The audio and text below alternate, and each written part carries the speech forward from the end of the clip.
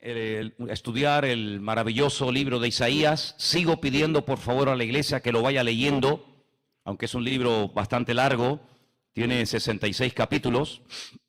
Vamos a ir estudiando poco a poco, semana tras semana, cosas de este extraordinario libro. Hemos visto cómo es un hombre que, por inspiración del Espíritu Santo, evidentemente, él recibe profecías que se iban a cumplir en la figura de Jesús. Y hemos visto en este último culto de jueves aquí en la iglesia algunas profecías de cómo tenía que ser el Mesías, cómo tenía que nacer. Nos habla acerca del sexo que tendría, sería un varón, sería un niño, nacería de una joven doncella, etcétera, etcétera.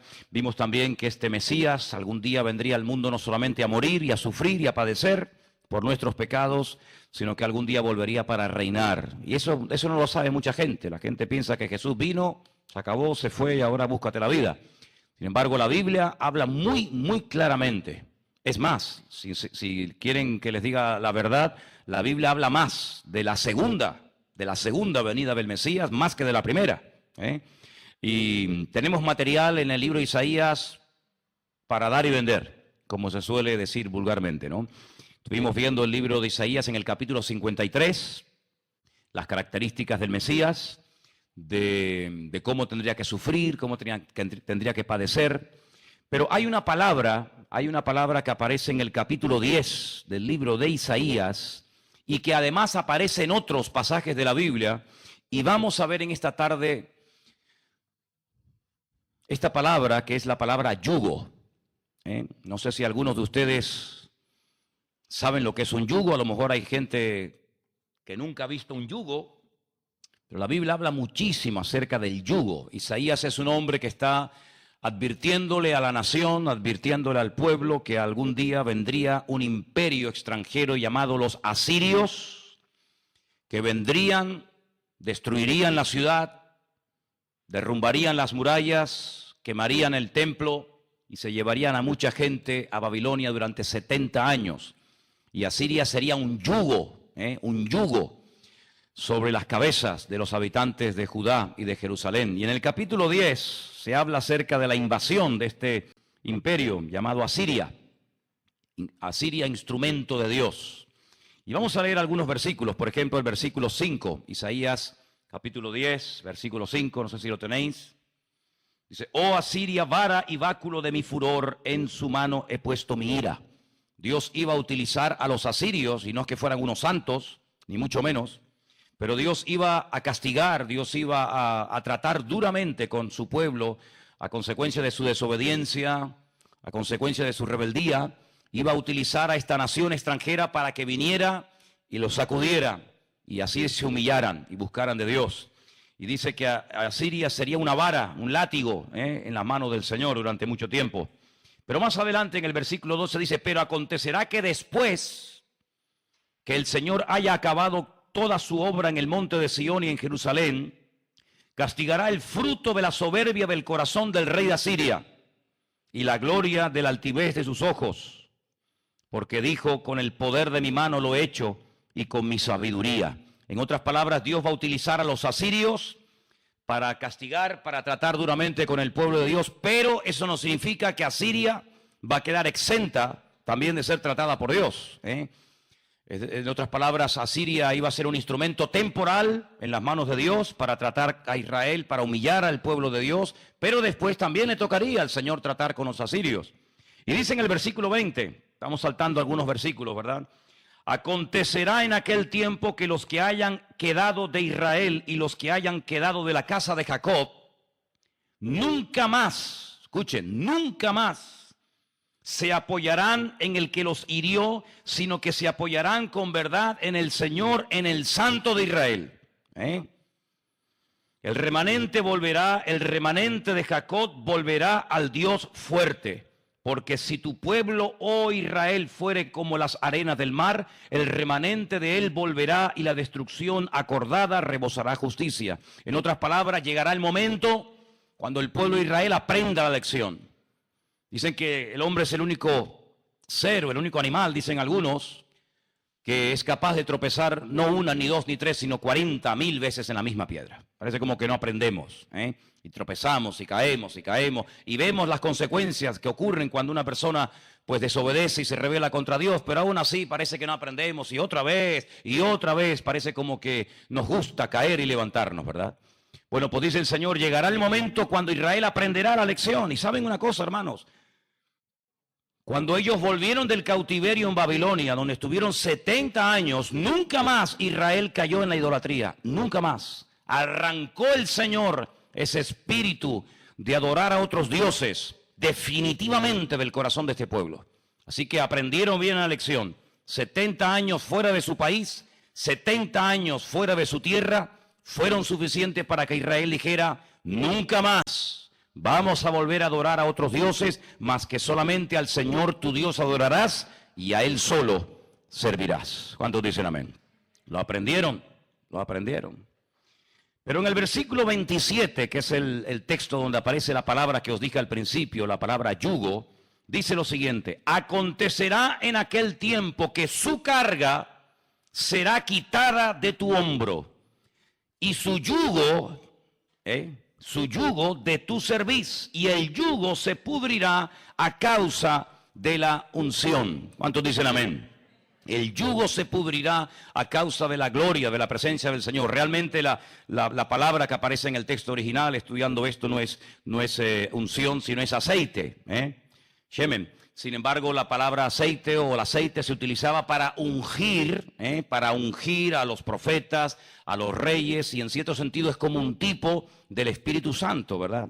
Se consideraba el aceite de oliva, el oro líquido, y bendita la nación que tuviera aceite. Incluso en la famosa parábola del buen samaritano se menciona el aceite como bálsamo para curar las heridas. Y sabemos que cuando a un rey se le proclamaba y se le nombraba el nuevo rey del país, se le derramaba aceite sobre su cabeza como señal de que había sido ungido, de que había sido apartado para poder reinar. Igualmente a los profetas y a los sacerdotes. Incluso en algunas ocasiones algunos utensilios, por ejemplo del tabernáculo o posteriormente del templo de Jerusalén. La Biblia nos enseña que el aceite era como un tipo del bálsamo del Espíritu Santo, tratando nuestras heridas, sanando nuestras heridas internas, por la razón que sea. Ahora, esta palabra yugo, yo había pedido si podíamos poner alguna fotografía para que vierais, algún dibujo para que vierais lo que realmente es un yugo. No sé si lo tenéis o no lo tenéis, si lo podemos poner un momentito, para que veáis. Un yugo era un instrumento de madera, es un instrumento de madera que sirve para unir. Bajamos un poquito a lo mejor la luz para que lo veáis y después lo subimos, no la apaguéis sino solamente bajar la luz. Cuando se quiere tirar de un carro tirado por bueyes o por vacas o por cualquier otro animal, se les ponía ese instrumento de madera en el cuello de uno, en el cuello de otro, se les enyugaba, se les unía en ese instrumento de madera y de esa manera podían tirar del carro. Hoy en día es muy habitual también, tal vez aquí no en Canarias, pero en la península todavía se ven en muchas partes, en muchos pueblos, se ven carretas tiradas por bueyes, tiradas por vacas, y se juntan, se enyugan la una a la otra, pues con un yugo. Aquí cuando hay estas ferias de, ¿cómo se llama? El arrastre de ganado y todo eso, ¿sí? Se ve tirada. También para labrar el campo se pone el yugo, se pone el arado y allí va el agricultor pues mirando al horizonte para que el surco salga recto. Ahí tenéis una imagen más cerca de lo que es el yugo. Bien, esa palabra aparece en muchas ocasiones a lo largo y ancho de la Biblia. Aquí es la primera vez que aparece y es como un símbolo, como un tipo de la presión, de la fuerza que ejercería sobre la nación de Israel, en este caso las tribus del sur, Benjamín y Judá, cuya capital era Jerusalén. Mucha gente hoy en día tienen un yugo sobre sus vidas. ¿Podemos poner la luz otra vez? ¿Sí? Mucha gente hoy en día tienen un yugo, tienen una carga que les impide ser felices.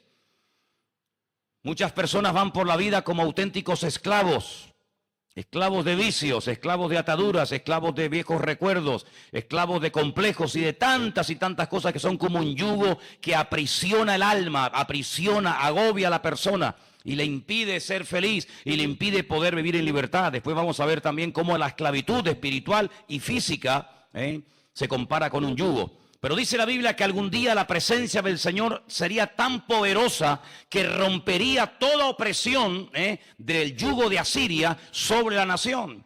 70 años, como bien acabo de decir ahora, estuvieron fuera de su tierra, allí en Babilonia, pero cuando volvieron, por fin pudieron volver otra vez a disfrutar de la vida, otra vez pudieron volver a ser libres. Pero saben, hermanos, hay varios pasajes, por ejemplo, en Primera de Reyes, capítulo 12, si ustedes quieren leer todo el pasaje, es muy interesante porque se habla del hijo de Salomón.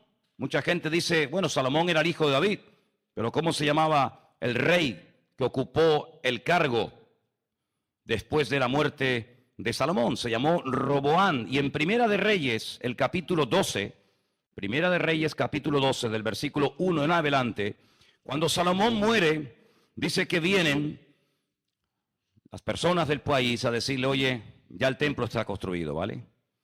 El palacio de tu padre ya está terminado. Baja un poco los impuestos. Estamos agobiados con tanto impuesto, con tanta presión fiscal. Baja un poco los impuestos, alivia un poco el yugo, alivia un poco la carga y vamos a disfrutar un poquito, que ya durante muchos años hemos estado pagando los gastos que tu padre hizo durante tantos años. Y miren lo que ocurrió. Primera de Reyes 12:1. Roboán se fue a Siquén, porque todo Israel había venido a Siquén para hacerle rey. Y aconteció que cuando lo oyó Jeroboán, el hijo de Nabat, que aún estaba en Egipto, a donde había huido de delante del rey Salomón y estaba en Egipto, enviaron a llamarle. Vino pues Jeroboán y toda la congregación de Israel y hablaron a Roboán y le dijeron, escuchen, tu padre agravó nuestro yugo. Si nos tenía agobiados, tu padre nos tenía realmente agobiados.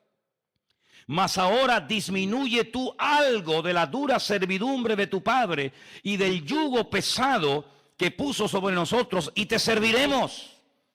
Oye, baja un poco los impuestos, quítanos este yugo tan agobiante y te vamos a servir, vamos a hacerte fieles, vamos a apoyarte.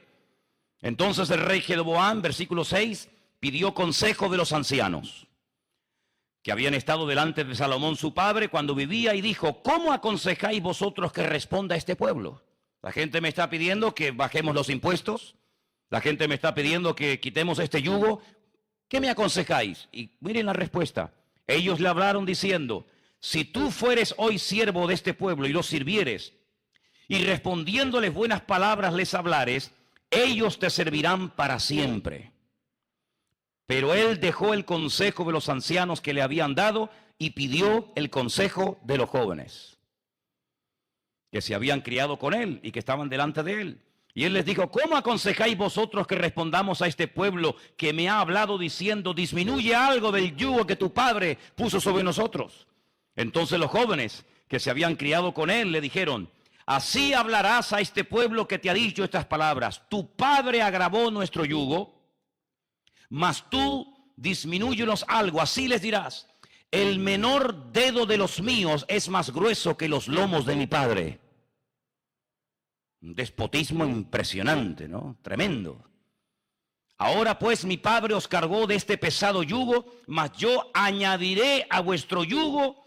Mi padre os castigó con azotes, mas yo os castigaré con escorpiones. Y todos conocemos el resto de la historia, como al final el país se divide. Unos por un lado, otros por lado. Con el tiempo se produce una auténtica guerra civil, norte contra sur, sur contra norte, padres contra hermanos, hermanos contra hijos, un auténtico desastre. ¿Por qué? Porque ese yugo de esa presión económica sobre el pueblo, este personaje llamado Roboán no quiso disminuirlo y perdió el control del país por pasarse a la hora de utilizar mal su poder. Bueno, estamos viviendo en unos tiempos, ¿verdad? Estamos viviendo en unos tiempos donde los políticos se la están jugando. Los políticos se la están sinceramente jugando. Y están jugando en el filo de la navaja.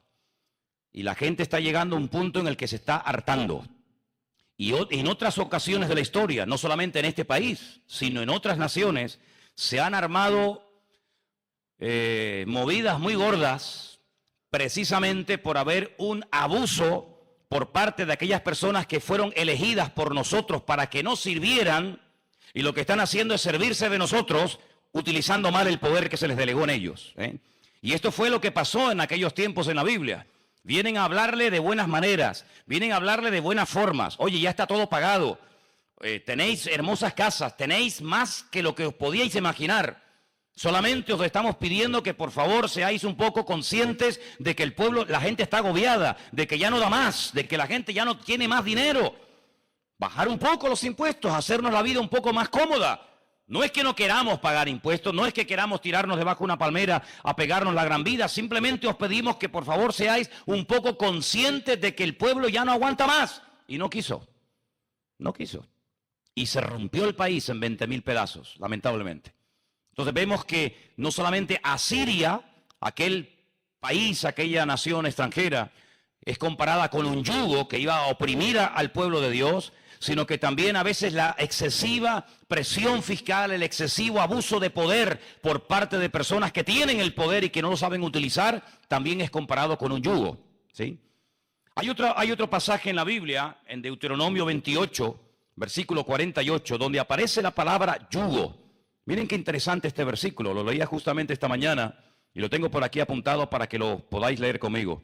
Deuteronomio capítulo 28, versículo 47 y 48. Dice así la palabra de Dios. Este capítulo se titula Consecuencias de la desobediencia. Previamente se hablaba acerca de todo lo bueno que vendría si hay obediencia, si hay sometimiento, si se acataba la voluntad de Dios. Pero a continuación se habla de las cosas terribles que iban a venir al país como consecuencia de la rebeldía, de la soberbia, de la desobediencia. Y dice el Señor en el capítulo 28 de Deuteronomio, verso 47, por cuanto no servisteis al Señor vuestro Dios con alegría y con gozo de corazón por la abundancia de todas las cosas, en otras palabras, no habéis servido con alegría, no habéis estado contentos, satisfechos, como yo he visto que tenéis una mala actitud, y os he bendecido, y os he dado de todo, y siempre os estáis quejando, y en vez de estar contentos y agradecidos y alabando al Señor, siempre tenéis motivos aparentemente para quejaros contra mí, puesto que tenéis esa actitud, dice el versículo 48, servirás por tanto a tus enemigos que el Señor enviare contra ti, con hambre, con sed, con desnudez y con falta de todas las cosas. Te he dado de todo y te quejas, pues te las voy a quitar. A ver si cambias, aprendes. Hay un refrán que dice que comenzamos a valorar las cosas cuando las perdemos. Pues a ver si es verdad. Y Él pondrá yugo de hierro sobre tu cuello hasta destruirte. ¿Es lo que queréis? ¿No queréis servir a Dios? ¿Estáis todo el día quejándoos contra Dios? ¿Estáis todo el día murmurando en contra de mí? ¿Os ha bendecido? ¿Os ha dado familia? ¿Os ha dado hijos? ¿Os ha dado animales? ¿Os ha dado tierras? ¿Os ha dado salud? ¿Os ha dado ropas? Los enemigos están sometidos, llueve la lluvia del cielo, la temprana, la tardía, y estáis todo el día quejándoos. Está bien, no hay problema. Os voy a quitar todo. No va a llover más. Y los enemigos, en vez de estar a raya sometidos, os van a conquistar. Y en vez de haber abundancia en los graneros, vais a pasar hambre. Y en vez de estar calentitos, vais a pasar frío. Y va a ser una especie de yugo sobre vuestra vida para ver si de esa manera cambiáis un poco vuestra actitud y comenzáis a valorar las bendiciones que tuvisteis, pero que no agradecisteis al Señor. Espero que a ninguno de nosotros nos pase eso. Es más, a veces gente que tiene poco son a veces más agradecidos que mucha gente que tiene mucho, pero que nunca están satisfechos con lo que tienen. ¿Conocen gente así? Gente que con lo poco se conforman y son agradecidos, ¿verdad? Pero dice la Biblia que las muchas riquezas a veces a los ricos no los hacen dormir de las preocupaciones tan grandes que tienen por alcanzar más y más y más y más. Como dijimos el otro día, la miseria, la pobreza siempre tiene un límite. La avaricia no tiene límite, siempre es más. Y más, y dame, y dame, y dame. Como decía el jueves, como la sanguijuela en Proverbios, que siempre quiere más, y más, y más, y todo lo resulta poco, ¿verdad? Hay otro texto en el libro de los Hechos, capítulo 15. Este es un capítulo muy interesante en la historia bíblica, porque es el primer concilio de todo el liderazgo de la iglesia en aquellos tiempos. Comenzaron a convertirse, comenzaron a agregarse a la iglesia personas de otras etnias, de otras culturas, de otras razas, de otros pueblos, lo que llama la Biblia los gentiles. Hasta el momento, todos los pastores de la iglesia primitiva eran todos judíos, Todos eran judíos, Jesucristo era judío, María era judía, su padre José era judío, todos eran judíos, pero ahora comienzan a convertirse personas con otras costumbres, personas con otras formas de vivir, otra forma de comer, otras formas de comportarse, y se tiene que hacer un concilio, una reunión para tomar medidas, porque comenzaron los choques, comenzaron a decir, pero es que nosotros no somos así, ¿no? Ustedes son asados. Y en el capítulo 15 del libro de los Hechos se celebra un primer concilio y los versículos del 7 al 11 dice lo siguiente. Hechos capítulo 15 del 7 al 11 dice, después de mucha discusión, Pedro se levantó y les dijo, varones hermanos, vosotros sabéis cómo ya hace algún tiempo Dios escogió que los gentiles oyesen por mi boca la palabra del evangelio y creyesen. Esto fue cuando él fue, ¿se acuerdan? A la casa de Cornelio. Y allí vio como un montón de romanos, de gentiles, aceptaban al Señor y se convertían al evangelio. Y él está relatando ese acontecimiento. Y dice, y Dios que conoce los corazones, les dio testimonio dándoles el Espíritu Santo, lo mismo que a nosotros.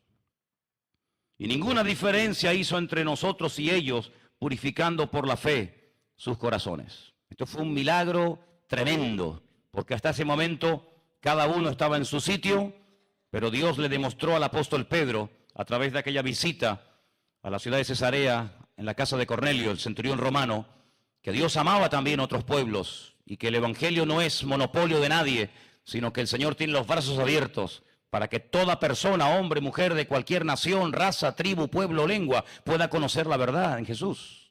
Y entonces dice en el versículo 9 que ninguna diferencia hizo el Señor entre nosotros y ellos. Ahora pues, ¿por qué tentáis a Dios poniendo sobre la cerviz de los discípulos un yugo, una presión que ni nuestros padres ni nosotros hemos podido llevar?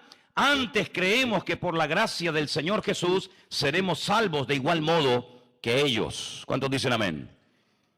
Había personas que decían, no, tienen que guardar todos los 613 mandamientos de la Torá de Moisés. Y tienen que hacer esto, y tienen que hacer esto, y a otro, y lo otro, y lo otro. Y Pedro se levanta y le dice, ¿pero acaso nosotros o nuestros padres o nuestros antepasados pudieron cumplir con todo esto? Ni nosotros que hemos sido criados en esta religión, en estos principios, ni siquiera nosotros que hemos mamado esto desde la tierna infancia, hemos podido cumplir con esto y ahora queremos presionar a los demás tratando de ponerles un yugo que ni nosotros ni nuestros antepasados pudieron llevar. ¿Qué estáis diciendo? Vamos a facilitarle la vida a la gente y no complicarle más la vida de lo que ya la llevan. Eso es uno de los principios de la religión. Me da igual la religión que sea, me da igual. Las religiones muchas veces aparentemente vienen a ayudar a la gente y lo que hacen es que los cargan doblemente. Y les ponen, no puedes hacer esto, no puedes hacer aquello, no vayas para aquí, no vayas para allá. Y el Señor no vino para agobiar a nadie, sino vino para traer libertad a los cautivos y vista a los ciegos y darnos la facilidad de poder vivir en victoria y en paz todos los días de nuestra vida. Amén, hermanos. A veces la gente dice, no, tengo que hacer esto y tengo que hacer aquello. No, ya todo lo hizo el Señor. Usted lo que tiene que hacer es dejar de creer que usted puede ganarse la salvación, que usted puede ganarse por sus méritos la gloria y el cielo. Y lo que tiene que hacer es creer que el Señor Jesucristo llevó ese yugo, cumplió con todo para que ahora seamos libres a través de Jesús. Jesús dijo, yo he venido a darles vida, que no tenéis vida. Lo vuestro no se puede llamar vida. Yo soy la verdad, y el camino y la vida, y yo he venido a darles vida, pero vida de verdad, vida de calidad, vida en abundancia. Pero si me conocéis a mí.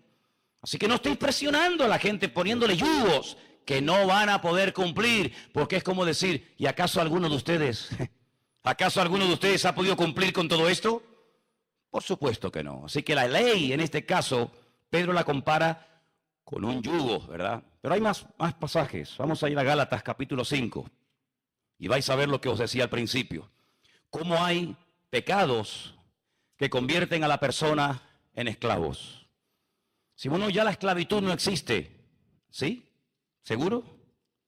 España es un país lleno de millones y de millones de esclavos. Nunca ha habido tanta esclavitud como de unos años a esta parte. Pero claro, no es una esclavitud donde te ponen un grillete y una cadena y una bola en la pierna y no puedes moverte. No, es más sutil que todo eso. Pero mira lo que dice la Biblia, Gálatas 5:1. Estad pues firmes en la libertad con la que Cristo nos hizo libres, y no estéis otra vez sujetos al yugo de la esclavitud. Es decir, si el Señor un día te liberó de algo, me da igual, ponle tú el nombre que quieras. Droga, alcohol, bebida, homosexualidad, prostitución, lo que quieras, me da igual. Si el Señor un día te libró, no vuelvas otra vez a atarte. Eso es lo que dice la palabra. Con lo que cuesta ser libre y con lo fácil que pierden algunos la libertad, no lo entiendo. ¿O es fácil salir de la droga? A ver, decirme, ¿es fácil? Cuesta una barbaridad. Y es fácil dejar el alcohol y dejar el libertinaje. Es fácil, ¿no? Es facilísimo. No, no es fácil. Y el que diga lo contrario miente. Es muy complicado, amigo. Tu organismo cambia, tu metabolismo cambia, tu mente, tus pensamientos. Te conviertes en un autómata, en un robot. ¿Y cuántas personas que, gloria a Dios, han logrado salir de ese infierno? Cuando comienzan a hablarte ya de una forma tranquila, serena y coherente, te dicen, pues mira, yo era un robot, Manolo, yo me levantaba por la mañana y ya pensaba en lo de siempre y otra vez y otra vez. Es terrible. Bueno, pues si has tenido el privilegio, la bendición de poder ser libre por fin, después de tantos años, no vuelvas otra vez a liarla. No vuelvas otra vez a enredarte, hombre. Porque muchos amigos tuyos se quedaron por el camino. Y a muchos se los comieron los gusanos. Y tú has tenido el privilegio de decir, gloria a Dios, por lo menos lo estoy intentando. Y ya no soy ni la sombra de lo que era. Bueno, pues ya que estás pagando un precio, no vuelvas otra vez a enredarte en la basura. Eso es lo que dice la palabra. Si Cristo te ha hecho libre, ¿por qué otra vez te quieres volver a esclavizar? ¿Por qué? Dice el versículo 13, vosotros, hermanos, habéis sido llamados para vivir en libertad. ¿Cuántos dicen amén? Vivir en libertad. ¿Sabe lo bonito que es levantarte por la mañana y no tener que estar pensando en algo para poder ser feliz, para poder funcionar? No depender de nada, ni de nadie, lo más grande que hay en esta tierra, hermanos. Soy libre, no dependo de esto, de aquello, de fulano, de mengano, de esta sustancia, de este pico, de aquel. No dependo de nadie. El Señor nos ha llamado para vivir en libertad, pero dice, pero no uséis la libertad como ocasión para la carne, sino servíos los unos para los otros. Si bueno, ahora soy libre, ya no tengo que ir al camello, ya no tengo que comprar, ya no tengo que consumir, ya no tengo que depender. ¿Y ahora qué hago? Ahora que soy libre, ¿ahora qué hago? Servir el uno al otro, dice la palabra de Dios. Eso es lo que dice la Biblia. En vez de servir al otro y darle cada vez más de tu vida, ahora lo que tenemos que servirnos los unos a los otros y estar preocupados por las necesidades del otro y no tanto por las necesidades de uno, porque ya no tienes, porque ya tu necesidad el Señor la cubrió y ahora eres libre en el nombre de Jesús. ¿Cuántos dicen amén? Eso es cambiar el chip, cambiar la forma de hablar. No es decir, bueno, soy libre y ¿ahora qué hago? No, ahora que eres libre, por fin, ahora comienza a ayudar a otros a que aprendan también a ser libres. Bendito sea Dios. Así que la esclavitud, no solamente la física, sino la esclavitud de hábitos, de costumbres, etcétera, también se compara con un yugo que te oprime y te impide levantar cabeza. Hay otro versículo muy interesante en 2 de Corintios, capítulo 6, donde aparece la palabra yugo. La Escritura en el Antiguo Testamento prohibía poner a dos animales diferentes en el mismo yugo. Ustedes saben que a Dios no le gustan las mezclas que no funcionan. Por ejemplo, Él creó la sal, y hay un elemento que se llama el azúcar. Separadas funcionan perfectamente, ¿sí o no? ¿Cuántas mujeres, cuántos de nosotros tenemos en casa un bote y pone por fuera sal? Oye, qué rabia cuando te equivocas en el café y en vez de azúcar pones sal. ¿Lo has probado alguna vez? Hazlo esta noche para que veas. Te vas a acordar de lo que te estoy diciendo, amigo. Qué asco esto, ¿no? Pues tenemos un bote que es sal y otro que es azúcar. Mézclalo. ¿Para qué vale la sal mezclada con el azúcar? Para nada. Te has cargado el azúcar y te has cargado la sal. Separadas funciona, juntas no funcionan. En el Antiguo Testamento, el Señor quería que se mentalizaran y que interiorizaran y que entendieran tanto el tema de no mezclarse, de no llevar una doble vida, de no jugar con dos barajas, como se suele decir vulgarmente, de tal manera que decía, mira, no quiero ni siquiera que vistan con prendas de distinto material.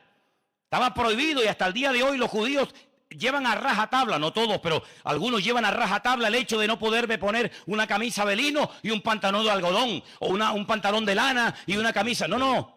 llevas una sola prenda de un solo tejido. No se podía sembrar en un campo diferentes cosas, ¿no? O siembras patatas o siembras sandía, pero las dos cosas juntas no. Y entonces de ahí viene lo que vamos a leer ahora, en 2 de Corintios, capítulo 6. Entendiendo esto de que no se podían juntar las cosas opuestas, dice el versículo 14, no os unáis en yugo, como hemos visto en la fotografía, esas dos vacas unidas la una a la otra. ¿Y qué es lo que las une? El yugo. Quítales el yugo y ya verás que se separan. Pero dice, no os unáis en yugo desigual con los incrédulos. Porque ¿qué compañerismo tiene la justicia con la injusticia? Son dos cosas que no pegan. La justicia es una cosa y la injusticia es otra completamente diferente. Dice, ¿qué comunión tiene la luz con las tinieblas? O hay luz o hay tinieblas, mijo. No hay medias mezclas, ¿no? ¿Y qué concordia, qué compañerismo entre Cristo y Satanás? Pone aquí Belial. ¿O qué parte el creyente con el incrédulo? ¿O qué acuerdo hay entre el templo de Dios y el de los ídolos? No se pueden mezclar estas cosas. Pero hay gente que quiere mezclarlo todo. Ah, total, todo es igual. Hace poco alguien me decía, es lo mismo, da igual. Musulmán, católico, protestante, testigo de Jehová, da igual, todo es lo mismo. Usted no tiene ni idea de lo que está diciendo. ¿Cómo que todo es lo mismo? ¿Es lo mismo un mormón que un testigo de Jehová? ¿Es lo mismo un católico que un musulmán? ¿Es igual un musulmán que un budista? ¿Cómo que es lo mismo? ¿Me está tomando el pelo? ¿Cómo que es lo mismo? No, no es lo mismo. No es lo mismo, querido. Son cosas completamente diferentes. No, total, todos los caminos llevan al cielo. ¿A ti quién te enseñó eso? Porque Jesucristo no nos enseñó eso. ¿Qué enseñó Jesucristo? Yo soy el camino. ¿Quién? ¿Yo? ¿Y tú cómo te llamas? Yo, Jesucristo. Y yo soy el único camino. Yo soy la verdad y yo soy la vida. Y añade, y nadie va a ir al Padre sino solamente a través de mí. Y por ahí puede decir alguien, pero es que esto es muy radical. Es que Dios es radical. Dios no es a medias tintas. Dios es blanco o negro. O entras o sales. O estás o no estás. ¿Tú qué eres? ¿Hombre o mujer? ¿Cómo? ¿Qué eres tú, mijo? Bueno, ya hoy en día a veces uno dice, déjame ver, a ver. Porque lo ves el otro día vi a uno por atrás con un pelo aquí. Y el otro así. Y yo digo, ah, mira. Y cuando me di la vuelta, el del pelo largo era él. Y el del pelo corto era ella. Tócate la nariz. Pero seamos serios. ¿Tú eres hombre o eres mujer? ¿Tú eres blanco o eres negro? No puede ser dos cosas al mismo tiempo. Y el Señor en su palabra nos enseña que tenemos que decidirnos, o creo o no creo. Pero no de creer como alguna gente dice, no, yo creo a mi manera. ¿Cómo que a su manera? ¿Qué está diciendo? ¿Sabe lo que significa decir yo creo a mi manera? Que yo hago lo que me da la gana. Eso es decir, yo creo a mi manera. Nadie puede creer a su manera. Tenemos que creer a la manera de Dios, ¿sí o no? Imagínese que su manera está equivocada. Imagínese. ¿Cuánta gente murió por creer que la tierra era redonda, pero los que tenían el poder decían, no, es plana? Y el tiempo demostró que la tierra era redonda. Imagínese. Un hombre le dijo a unos reyes españoles, la tierra es redonda y yo voy a descubrir un nuevo mundo. Y le decía, no existe nada más allá. Y él demostró que existía más. Hay momentos en la historia en los que los científicos, los sacerdotes, los teólogos se han equivocado, hermanos. Y hay miles y miles de nombres y de situaciones en la vida donde lo que decían era falso. ¿No mató un protestante en la hoguera a un español que dijo que la sangre circula y circulará? ¿Sí o no? Ah, ¿no lo sabían? Pues sí, era un protestante, un evangélico, que dijo a la hoguera, y mataron a Miguel Servet porque decía la sangre circula y circulará. Es decir, que por ser católico, evangélico, musulmán, cura, rabino, apóstolo o pastor, lo que digo tiene que ser así. Pues no, todos se han equivocado a lo largo de la historia, pero hay uno que nunca se equivoca, hay uno que siempre dice la verdad y su nombre se llama Jesucristo. Entonces no es querer a su manera, ni querer a mi manera, sino es querer a la manera como Dios manda. ¿Cuántos dicen amén? Como Dios manda. ¿Y dónde manda Dios? Aquí. Aquí manda Dios, amigo. Y por aquí tenemos que entrar todo el mundo. Este es el camino que el Señor nos ha trazado. Y Él dice que hay algo que no se puede juntar, es el creyente con el incrédulo en yugos desiguales. ¿Cuántas personas han echado a perder su vida? Porque han dicho, no, yo comienzo a tontear, yo comienzo a salir con un inconverso, sea un chico, sea una chica, se enamoran. Ay, amigo, cuando se enamoran ya es más difícil dar marcha atrás. Mientras hay un tonteo, mientras yo te llamo, yo te escribo, tú me dijiste, yo te dije, tú me miraste, no me miraste, todavía controlas. Pero hay un momento en el que ya, amigo, ya perdiste la guerra. No, yo le voy a convertir, yo lo voy a traer a la iglesia, ya verás cómo él va a venir o ella va a venir. ¿Dónde va a venir? Por uno que viene hay 1000 que se van.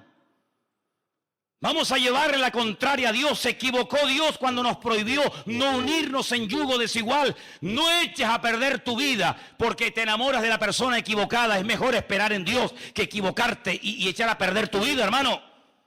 ¿Por qué dice el Señor? No te unas en yugo desigual, porque el Señor sabe la ruina que se te puede venir encima. Que hoy puede ser todo muy jiji, ajá, y muy bonito y muy maravilloso, y mañana puede ser la ruina de tu vida, y no será el primero ni el último, lamentablemente. Por eso dice la Biblia, no te unas en yugo desigual con ningún incrédulo. No, es que es un buen chico, pero yo no he dicho que sea malo. Es que es una buena chica, es muy educadita, es muy buena. ¿Y qué? Es muy buena, sí, muy buena, sí, muy buena, sí. Pero el Señor dice, espérate, no te precipites, no te unas en yugo, que como te unas, estás frito, amigo. ¿Te das cuenta? Hay otro yugo en la Biblia, y ese es el bueno, ese es el mejor. Y es el de Mateo capítulo 11, que si te acuerdas de la lectura que se leyó esta tarde aquí, el Señor dice, amigo, mira qué bueno. Venid a mí, los que estáis trabajados y cargados, y yo os haré descansar. ¿Estás agobiado? ¿Estás harto? ¿Ya no das más? Jesús dice, fenómeno, está bien, ven a mí. Porque hay algunos que cuando están hartos y cansados de la vida, se tiran de un edificio, se tiran a las vías de un tren y se mataron. Y así no arreglan nada. El Señor dice, no, esa no es la forma. La forma es venir a mí, los que están trabajados y cargados, llevad mi yugo. Amigo, los demás yugos no sirven para nada. Pero el Señor dice, llevad mi yugo sobre vosotros. Aprended de mí, que soy manso y humilde de corazón, y hallaréis descanso para vuestras almas. Descanso para el alma. Por dentro vas a estar de maravilla, aunque no tengas trabajo, aunque no tengas dinero, aunque estés enfermo, pero tengo a mi Señor y tengo su paz y puedo dormir tranquilo y prefiero comerme un pan con la bendición de Dios que un jamón de pata negra, pero sin la bendición de Dios. Porque mi yugo es fácil y mi carga es ligera. ¿Cuántos dicen amén? ¿Tú ves a Cristo en los evangelios agobiado? Lo ves preocupado, lo ves hecho polvo, y mira, lo criticaban, lo insultaban, se metían con él, lo llamaban de todo, tergiversaban sus palabras, lo llamaron loco, lo llamaron endemoniado, le dijeron que se fuera, lo querían matar, lo querían tirar por un barranco para abajo, le querían hacer de todo, pero nunca perdió la paz, nunca perdió los papeles. ¿Por qué? Porque tenía la paz en su corazón, él era la paz personificada. Y el Señor eso es lo que nos dice en estos tiempos, venid a mí, aprender a descansar en Dios.